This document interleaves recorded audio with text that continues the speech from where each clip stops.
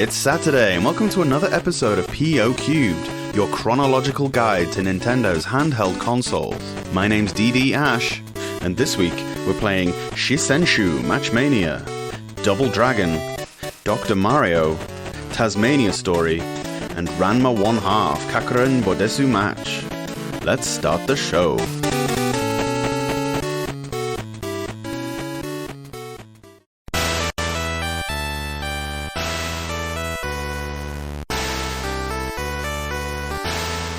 Shisenshou Match-Mania DMG-MAA, developed by Tamtex and published by IREM. Upon first glance, you might think this is another Shanghai-esque mahjong solitaire. I'm here to tell you, you couldn't be more wrong. This is mahjong solitaire with a border around it. The basic rules apply, with one major change. Rather than having to see the entirety of a vertical side to make a legitimate pair, now you have to be able to draw a line between the two tiles while taking no more than 2 turns. See? Totally different thing. Facetiousness aside, the border is actually important to the gameplay. It acts as a ring of overturned tiles that you can plot your connecting lines through. Once a pair is made, these tiles are also overturned, which gives access to other ones deeper in. There is a normal mode, whereby you plough through the puzzles at your leisure. There is a timer, but it doesn't run out or anything. You get 5 hints per level, and each tile you turn over gives you 10 points. It starts pretty simple. You'd have to go some to fail the earlier levels, but there are 50 in total, and by the end even the border of overturned pieces is in play, meaning you're going to have to start with the tiles that are adjacent to each other. The stages get pretty tricky, and the curve is well planned. Also, there's a challenge mode, where you choose a difficulty level of 1 to 5, then proceed through as many rounds as you can to a time limit. The levels here are not the same as the predetermined ones in normal mode, they seem to be somewhat random. There are 2 tunes in the game depending on which mode you're playing. Normal has a chirpy, upbeat song, whereas the tenser, more challenging mode has some funereal, somber music. I can't help but feel like they're the wrong way round, but they're both nice songs nonetheless. I can't decide if I prefer this style or the traditional style of mahjong solitaire, the one where they're all stacked on top of each other in the shape of a turtle or something. Hey, I kinda dig both of them. That one is obviously called Shanghai Solitaire, named for the Chinese city. I think Shisenshou comes from the Chinese province Sichuan, so there you go.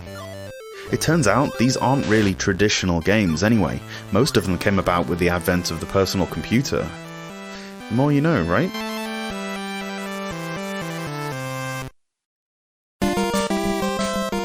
Double Dragon DMG-DD. Hey, that's me.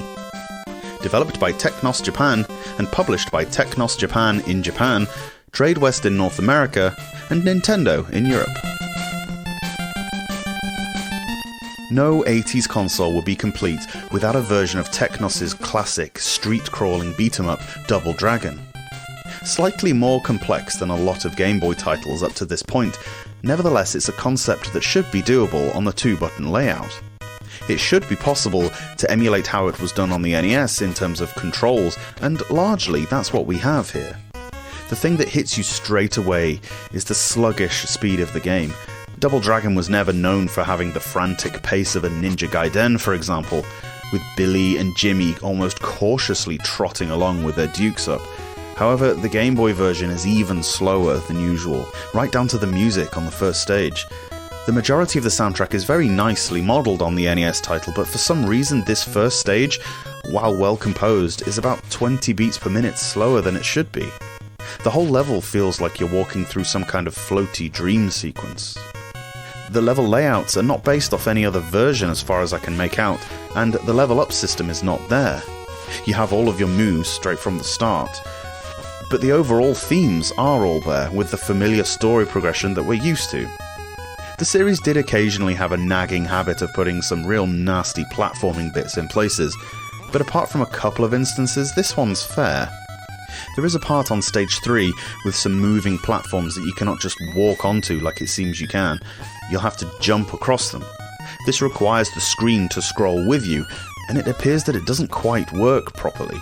You seem to get pushed back, causing you to miss the platform entirely. It's cheap, but learnable, and can be put down to inadequate testing rather than developer trolling. Another example of garbage platforming comes right before the final boss. There are what appears to be drawers, a line of about 6 that open and close apparently randomly, pushing you back and doing a ton of damage. I've studied it and I don't think there's a pattern. Given the sluggish rate at which the controls respond, there's absolutely no way to avoid the drawers if they decide to pop out, meaning you have to take a run and jump and hope the total wipeout stagehands behind the wall don't decide to smack you one. Graphically, the game is done pretty well, although obviously hindered by the smaller screen. Hey, there's a lot to cram in, and the sprites are scaled well. Any larger and visibility would be limited. But then everyone moves so slowly, I don't think response time would be an issue. There are only a handful of bad guys, one of whom looks just like Bret Hart, which is really interesting because your character looks like a mulleted Shawn Michaels, providing a rivalry predating their WWF animosity by a good 5 years. Most enemies are easy to beat, and there are never more than 2 on screen, so you're rarely swamped. This all changes once a Bobo comes for you. These are completely brutal, and I've yet to figure out a surefire method to beating them. Sometimes they decimate you without giving you a chance to fight back. This leads me to the game's biggest flaw, and it's something that almost made me hate the Game Boy version.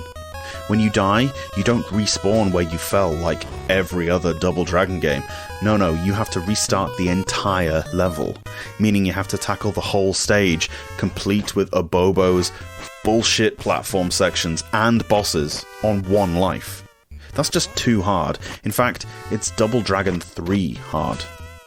Double Dragon could have been really good, but it's let down by a lethargic pace, scrolling that doesn't always work, and a really unfair death policy. Instead of trying to rush this trilogy onto the Game Boy, there's a sequel this same year, would you believe? More time should have been taken ironing out the dodgy bits. The hype surrounding the series didn't go away for ages. It wouldn't have hurt to wait. I don't dislike the game by any means, but it's really gutting that the first entry in this franchise is not the classic it should have been. Your sister gave you the mumps. Your brother gave you the flu. Your best friend gave you chicken pox. It's payback time with help from Dr. Mario. Go head-to-head on NES or link up on Game Boy. Then contaminate, exterminate, and spread the viruses. When you score, you infect your opponent. Make them sweat, run a fever, get the chills. Dr. Mario. With 2 players, it's germ warfare. Can I play? Sure. Dr. Mario DMG-VU, developed and published by Nintendo. It's been queried before, I know, but how did Mario go from plumber/white knight to a fully fledged GP in the space of 1 year? I'd love to know what back alley med school he attended, because they obviously didn't teach him much. The premise of this game is to eliminate a predetermined layout of coloured viruses using like-coloured pills, or segments thereof. These fall from the ceiling and are in 2 halves. Each half is one of 3 colours that match the viruses, leading to 6 possible configurations of capsule. The aim is to align, horizontally or vertically, 4 of the same colour, with some of those being the virus. These will then disappear. Once all the viruses are off the screen, the level's over. The game gets faster and more difficult as you go on, and the biggest scores come from chains of clearances, but there's little else to say about it. So you could say this is a Tetris ripoff, which it kind of is, but it lies closer to a game like Columns, albeit an inferior version of that. Something noteworthy about Dr. Mario is that it marks the first time that a video game was simultaneously released on more than one platform. There had been ports previously, of course, but the NES and Game Boy versions of Dr. Mario both surfaced on the same day. I would suggest, however, that the NES version is the one to go for.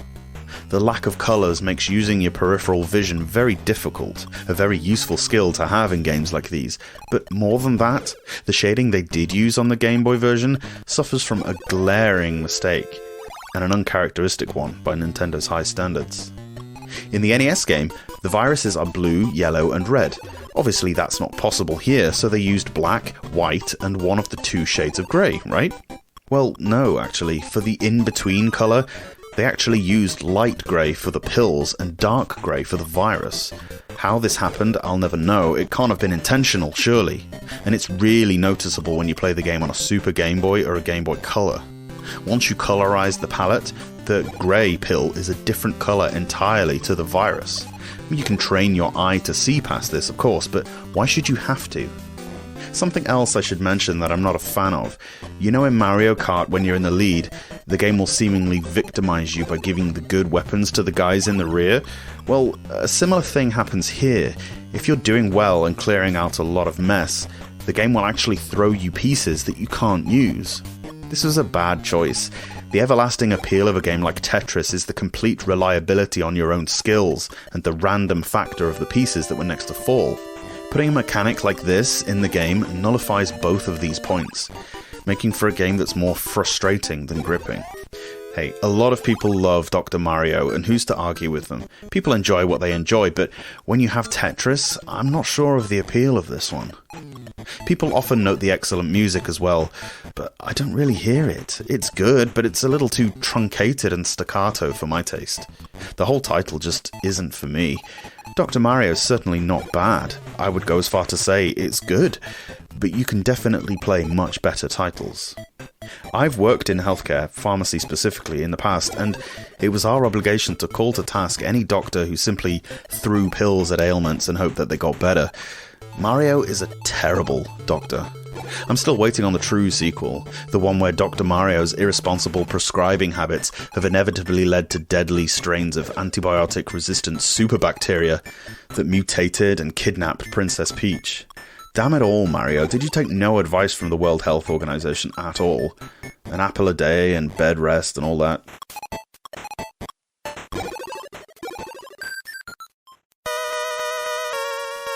Tasmania Story, DMG-TA, developed by somebody and published by Pony Canyon in Japan and FCI in North America.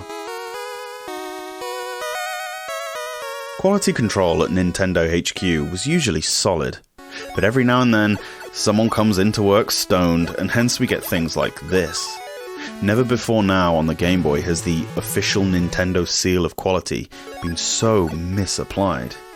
The game is allegedly based on a Japanese straight-to-TV family drama about a boy and his father who travel to Tasmania in order to find some rare tiger. Why this was chosen, I have no idea, as the game is basically the worst version of Mappy that you ever played. Besides the fact that the film has no noticeable relevance to the game in any way, the film itself never saw a Western release. You're this really awfully drawn little boy that looks like this portrait I have on my fridge that my 4-year-old niece drew of me, with legs that spin around like rotary fans. And I think the aim of the game is to collect all the cacti while trying to avoid these blobs with psychotic grins. There are platforms spread over a single screen that you cannot jump to, but can access via these trampolines that inexplicably break after 3 bounces, leaving behind an instant death pit. Choose slow or fast, it doesn't matter. Everything moves too quickly for the game to even be playable. 4 enemies in one tiny maze. Imagine if the ghosts in Pac-Man were coming at you in a maze about a 10th of the size it usually is, and the only power pellet you have are bombs that explode after you've already been killed. Come into contact with any enemy, and your character falls over and has what can only be described as a seizure. These graphics are close to being the most childlike, amateurish, god-awful mess of pixels I've ever seen. You'd expect this level of crap from some unlicensed knockoff garbage like Cheetah Men or something, but this was licensed by Nintendo. I can't believe that, and furthermore, the Tasmania Story somehow made it through the too shitty to leave Japan filter that saved Westerners from a lot of the most terrible Game Boy games. The game gets 1 out of 10 for graphics because the intro screen with the running tiger looks quite nice. It's actually understandable that there's no information anywhere as to the developers of this game. Who would own up to it? I try to refrain from going off on a game too often, and I don't like to swear in reviews unless I run out of adequate adjectives, but this is like something out of an AVGN episode. What were they thinking? It's so bad. Oh, light help me, it's so bad, I hate it. And I hate those stupid Tasmanian tigers too. Why is it called a tiger if it's a marsupial? I'm glad they're all dead.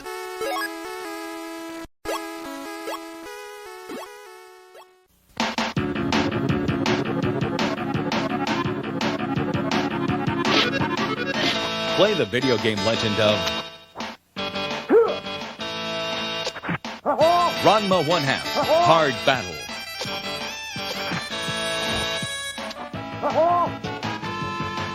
"12 martial arts legends, 12 megs of power. Ranma 1/2 Hard Battle." Look for it wherever video games are sold.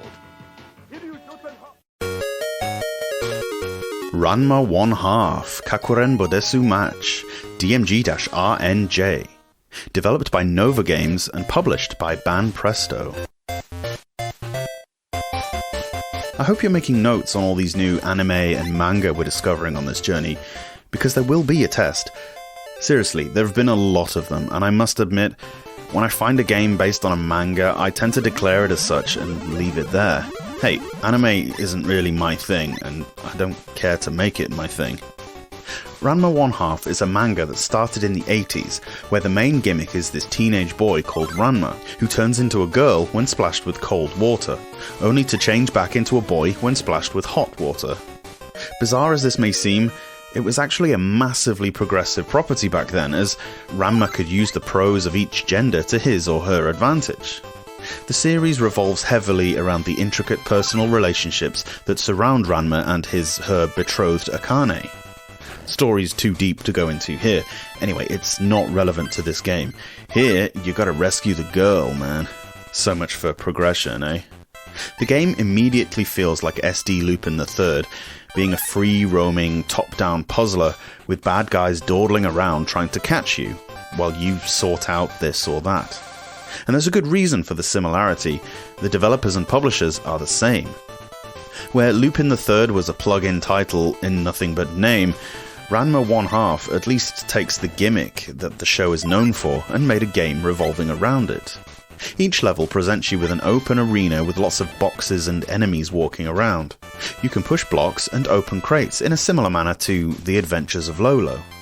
You typically start off as male Ranma and, as in the show, can turn into the girl by finding a cold water receptacle, or having one thrown at you, and finding a kettle or some such thing will reverse the change. The aim of each level is to find 3 of Akane's possessions, hats, gloves, that sort of thing, at which point she'll burst out of thin air and run towards the player. Catching her ends the level. Switching gender is not merely a cosmetic effect or a stitched-in fan service, it actually features pretty heavily in the puzzle-solving aspect of the game. When boy Ranma, any block that gets pushed will travel in that direction until it hits something. As girl Ranma, blocks are pushed one space at a time much more precisely. You'll need to use both skills at various moments to get through these stages. If you can't find the necessary kettle or bucket, wait around and Ranma's dad, in his cursed panda form, yeah, this show is mental, will throw one at you, akin to how he would hurl Ranma into ponds or squirt him with hoses in the show. This feels a little like the Japanese exclusive version of Popeye, although not nearly as randomized as that one. The levels here feel much more thought out, with deliberate puzzle solving necessary to progress. The blocks I mentioned are all movable. In Sokoban style, you can push them but not pull them. Some can be destroyed, others have to be paired with like blocks to get rid of them. You can crush enemies against walls using the blocks a la Battle Bull. This first Ranma 1/2 game, of which the Game Boy actually has 3, all very different, takes inspiration from all over the place and manages to streamline it all into an experience that is somehow not a total mess. It's not superb by any means, but compared to many of the anime/manga tie-ins we've had so far, it's a damn sight more playable than usual.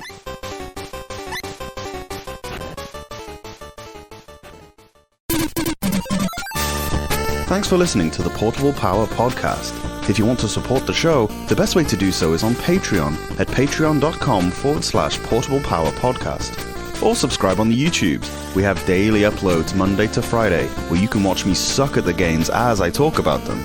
You can tweet me at POCubed or on any of the other socials you might expect. Thanks again and have a great weekend.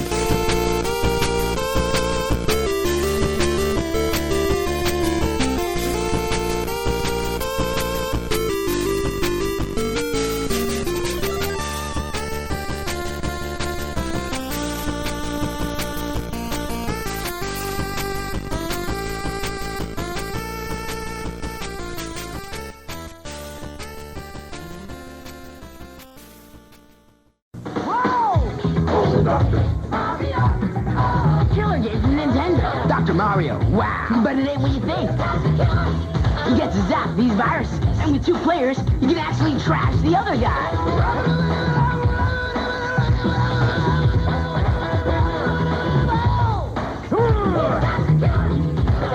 Remember, kids, try this at home.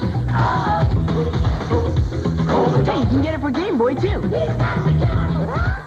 I called the witch doctor, he told me what to do. He said, ooh-ee, ooh-ah-ah, tang-tang, walla-walla bing-bang. That means play Dr. Mario on Game Boy or NES. Tang-tang, walla-walla bing-bang.